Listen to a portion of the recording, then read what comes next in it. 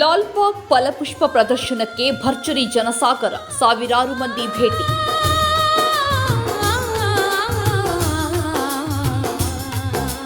ಸ್ವಾತಂತ್ರ್ಯ ದಿನೋತ್ಸವದ ಅಂಗವಾಗಿ ನಗರದ ಪ್ರಸಿದ್ಧ ಸಸ್ಯಕಾಶಿ ಲಾಲ್ಬಾಗ್ನಲ್ಲಿ ಆಯೋಜಿಸಿರುವ 220ನೇ ಫಲಪುಷ್ಪ ಪ್ರದರ್ಶನಕ್ಕೆ ದಿನದಿಂದ ದಿನಕ್ಕೆ ಜನರಿಂದ ಉತ್ತಮ ಪ್ರತಿಕ್ರಿಯೆ ವ್ಯಕ್ತವಾಗುತ್ತಿದೆ. ಗಂಗರ ಸಾಮ್ರಾಜ್ಯದ ವೈಭವವನ್ನು ಬಿಂಬಿಸುವ ವಿಶೇಷ ಥೀಮ್ನೊಂದಿಗೆ ಆಯೋಜಿಸಲಾಗಿರುವ ಈ ವರ್ಷದ ಫಲಪುಷ್ಪ ಪ್ರದರ್ಶನ ಸಾವಿರಾರು ಜನರು ಭೇಟಿ ನೀಡಿದ್ದಾರೆ. ಕುಟುಂಬ ಸಮೇತರಾಗಿ ಸ್ನೇಹಿತರೊಂದಿಗೆ ಹಾಗೂ ಶಾಲಾ ಕಾಲೇಜು ವಿದ್ಯಾರ್ಥಿಗಳು ಲಾಲ್ಬಾಗ್ನತ್ತ ಆಗಮಿಸಿ ಫಲಪುಷ್ಪ ಪ್ರದರ್ಶನ ನೋಡಿ ಖುಷಿ ಪಟ್ಟಿದ್ದಾರೆ. ಸ್ವಾತಂತ್ರ್ಯ ದಿನೋತ್ಸವದ ಅಂಗವಾಗಿ ಪ್ರತಿ ವರ್ಷ ಲಾಲ್ಬಾಗ್ನಲ್ಲಿ ಫಲಪುಷ್ಪ ಪ್ರದರ್ಶನವನ್ನು ಆಯೋಜಿಸಿಕೊಂಡು ಬರಲಾಗುತ್ತಿದೆ.